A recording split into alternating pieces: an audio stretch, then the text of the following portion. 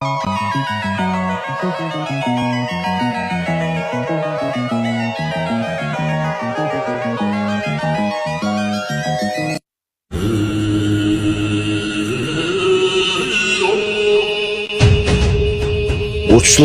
ulu beyi,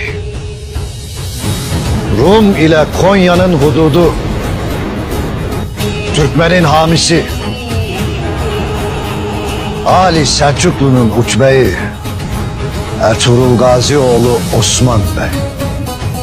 Buranın uçbeyi benim. Burada nizam da benim, töre de benim.